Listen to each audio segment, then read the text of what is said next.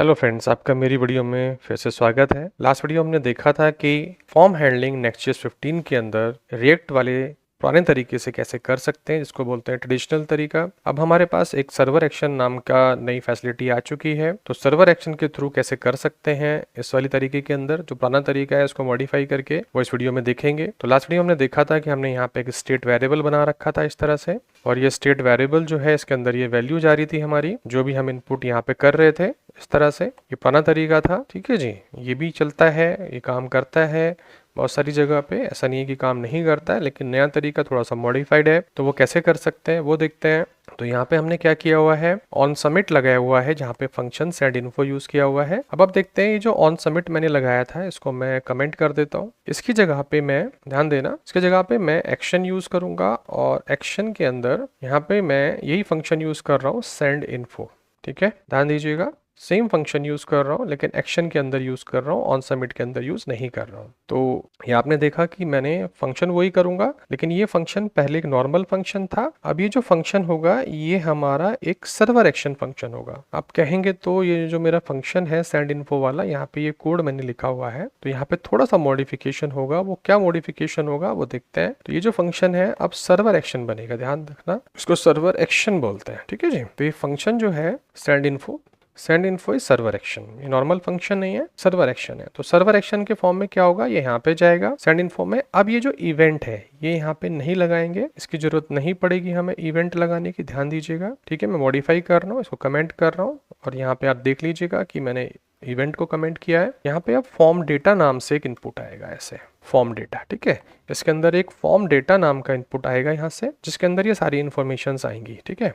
Form data पहला change ध्यान रखा मैंने, यहाँ पे सर्वर एक्शन यूज किया, सर्वर एक्शन के अंदर फॉर्म डेटा आ जाएगा, इसकी जरूरत नहीं पड़ेगी। दूसरा तरीका, ये जो वैल्यूज है हमारी जो यहाँ पे डायरेक्टली जा रही हैं, इसको हम कमेंट कर देंगे। यहाँ पे किसी भी हमें स्टेट वेरिएबल की जरूरत नहीं पड़ती है सर्वर एक्शन के अंदर, तो हमें इसको लिंक करने की जरूरत नहीं पड़ेगी यहाँ से। तो ये खत्म हो गया, ये भी चेंज देखा आपने। तो जब यही खत्म हो गया तो हमें इस स्टेट वेरिएबल की जरूरत नहीं पड़ेगी, ये हमने यहाँ से हटा दी, बार बार रेंडरिंग करनी पड़ती है। तो ये हमारा हट गया, तो इसको भी हटा देते हैं यहाँ से, ये भी हट गया, कोई जरूरत नहीं है, ठीक है जी। इसको भी हटा देते हैं चाहो तो रिएक्ट वाला, ठीक है। अब यहाँ पे देखो यह है इनपुट, तो ये भी हमने इसी की वजह से लगाया था यहाँ से, तो ये भी लगाने की जरूरत नहीं। सोचो कितनी कोड कम हो गया हमारा, ये भी खत्म हो गया, ठीक है जी। ये हमने इसी की वजह से लगाया था वैल्यू अपडेट करने के लिए। अब हमारा जो है सेंड इन्फो बचा हुआ है, बस सर्वर एक्शन। अब यहाँ से कोई इनपुट करेगा वैल्यू, वो यहाँ पे चली जाएगी। अब इसको रीड कर लेते हैं।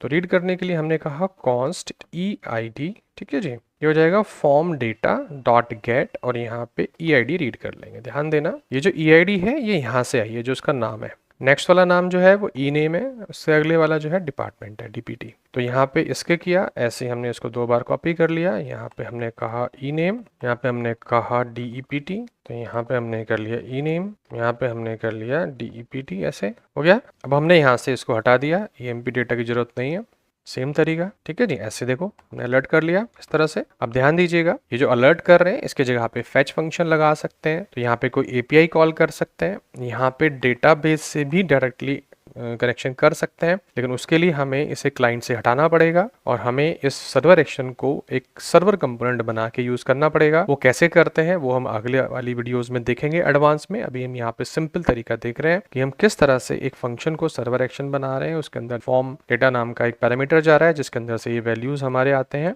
तो ये एक ऑब्जेक्ट है जिसके अंदर से ये फंक्शन यूज करके ये वैल्यूज हम जो फॉर्म के अंदर से जाएगी, यहाँ से ये वैल्यूज हमारी यहाँ पे आ रही है, और इसको हम यहाँ प्रिंट कर रहे हैं। तो सब चीज हमने हटा दी, यहाँ पे स्टेट वेरिएबल हटा दिया, उसका फंक्शन हटा दिया, ठीक है जी। फिर हमने ये ऑन सबमिट हटा दिया, उसकी जगह ये लगा दिया, ये सब हटा दिए। तो हमारा कोड भी छोटा हो गया उसके मुकाबले, और काम वैसे ही करेगा जैसे पहले कर रहा था, ठीक है जी। अब देखते हैं चला के इसको। यहाँ पे आए, हमने फिर यहाँ पे 1 डाला, फिर हमने यहाँ पे डॉक्टर विपिन किया, फिर हमने यहाँ पे ऐसे किया। जैसे मैं सबमिट करूंगा तो आप देखेंगे वैल्यू प्रिंट हो जाती है। तो same look and feel, same तरह का रेस्पॉन्स आप देख पा रहे हैं यहाँ पे। जैसे ये हट गया यहाँ से चीजें, ठीक है, तो ये सेम तरह की चीजें देख पा रहे हो आप। चेक कर लेते हैं कि यहाँ पे इवेंट भी आएगा क्या, इवेंट देख लेते हैं। अगर इवेंट जो डेटा रिफ्रेश हो रहा है ये बच सकता है तो ये भी देख लेते हैं एक बार। अगर ऐसे करेगा चलता नहीं है, बट फिर भी एक बार देख लेते हैं कि अगर रिफ्रेश से बच जाता है तो ये भी काम कर जाएगा साथ में, ठीक है जी। सबमिट किया, देखो एरर आ गई, इवेंट कुछ होता ही नहीं है उसके अंदर, ये सब गलत है। ठीक है जी, तो ये इवेंट कुछ नहीं होगा इसके अंदर, फॉर्म डेटा ही जाता है।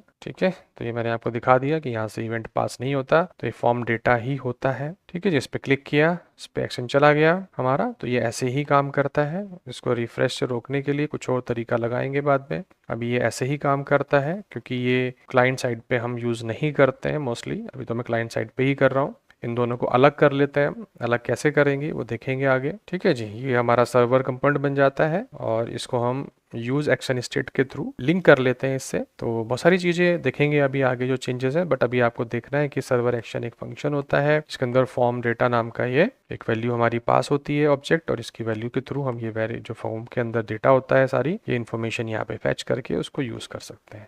यहाँ पे फैच फंक्शन भी यूज़ कर सकते हैं, एपीआई राउट वगैरह यूज़ कर सकते हैं, डायरेक्टली डेटाबेस से कनेक्टिविटी कर सकते हैं अगर इसको हम सर्वर साइड पे चलाएंगे, सर्वर कंपोनेंट बना के चलाएंगे। अब ये क्लाइंट सर्वर की तरह क्लाइंट कंपोनेंट पे ही चल रहा है यहाँ पे यूज़ क्लाइंट, तो यहाँ पे डेटाबेस कनेक्टिविटी पॉसिबल नहीं है।